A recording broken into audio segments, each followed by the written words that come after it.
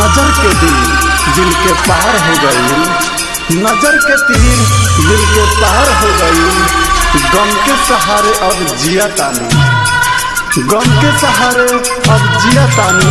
कैसे अंतिम संस्कार हो गए, तोहरा बिना जिया कैसे। बेकार हो गई,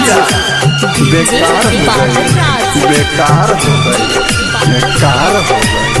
दिन रात कहत रहलू बाबू सोना, तू तो दिन रात कहत रहलू बाबू सोना।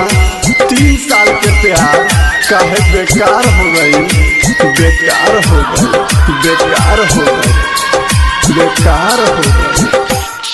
काहे ऐसन तू कैलू, जियते तू हमके मुआइलू।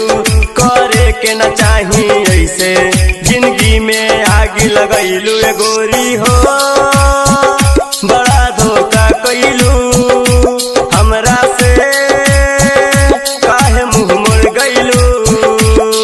काहे ऐसन तू कैलू, जियते तू हमके मुआइलू। करे के न चाही ऐसे, जिंदगी में आग लगैलू। गोरी हो बड़ा धोखा कैलू हमरा से, काहे मुँह मोड़ गैलू।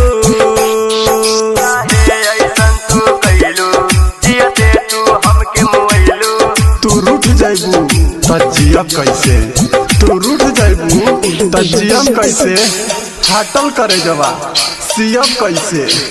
तू तो हौ हमार सोना के सुराही, तू तो हौ हमार सोना के सुराही। तू ही फूट जाइबू त पनिया पियम कैसे। हाथ में हाथ धरा के, हाथ के काहे छोड़ैलू।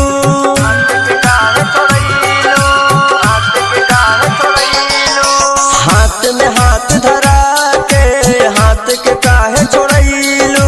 खातानी दर दर के ठोकर, खून के आंसू रोइलू। भले माहुर दे जैतू, गुलाब के कांटा बन के। भौरानी अनना घूमती, खुशबू के महक बन के। गोरी हो बड़ा धोखा कैलू हमरा से, काहे मुँह मोड़ गैलू। गोरी हो बड़ा धोखा कैलू हमरा से, काहे मुँह मोड़ गैलू। याद में घुट घुट के जीले, दिन रात तोहरे याद में घुट घुट के जीले। ना नींद आवे ना चैन आवे, बस तोहरे के याद करीले। धड़कता सीना हमर अब कैसे चोट सहत बानी।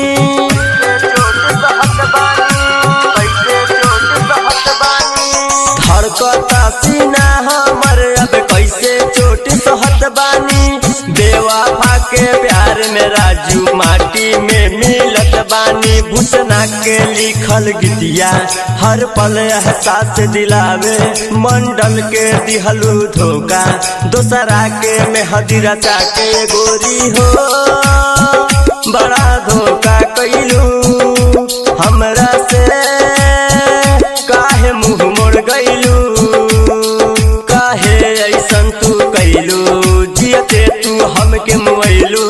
करे के न चाही ऐसे, जिंदगी में आग लगैलू। गोरी हो बड़ा धोखा कैलू।